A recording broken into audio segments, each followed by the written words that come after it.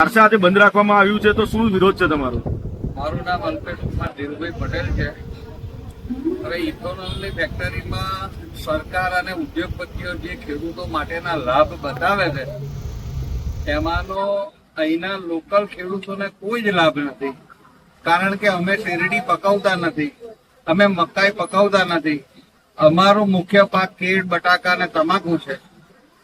અને બીજું કામદારો માટેની એમની જો કોઈ યોજનાઓ હોય કે ભાઈ એમ્પ્લોયમેન્ટ મળશે કે કામદારોનો લાભ મળશે, તો એ અમારે ત્યાં અહીંયા આમ જ લોકલ ફેક્ટરીઓને લીધે અમારે જ લેબરની બહુ મોટી તકલીફ છે. તો અમારે તો કામનો કોઈ છે જ નહીં. અમારી ફળદ્રુપ જમીન છે.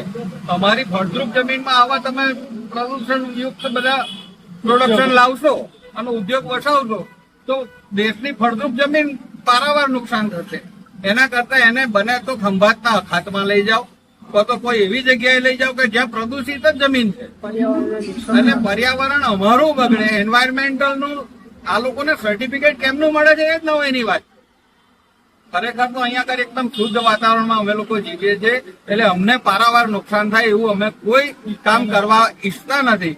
અને આનાથી આના પ્રોડક્શનમાં ફોર્માલ્ડિહાઇડ અને બીજા અન્ય પ્રદૂષણયુક્ત કેમિકલો એમના પ્રોસેસમાં આવે છે, જે અમારા શ્વસન અને રેસ્પિરેશનમાં બહુ જ તકલીફ આપશે.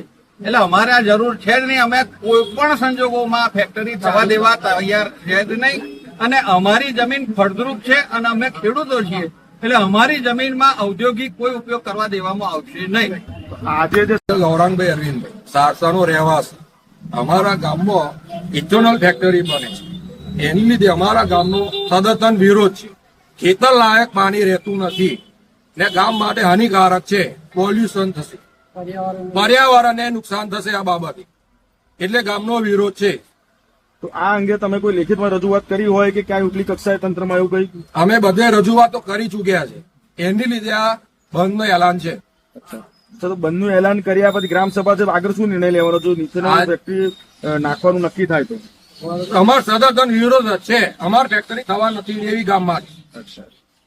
જી જી આભાર. છે પટેલ ગૌરાંગભાઈ અરવિંદભાઈ, સારસાનો રહેવાસી. બરાબર, અમારા ગામમાં ઇથોનોલ ફેક્ટરી બને છે એટલા માટે સદતન ગામનો વિરોધ છે, એટલે ગામ બંધનું એલાન છે.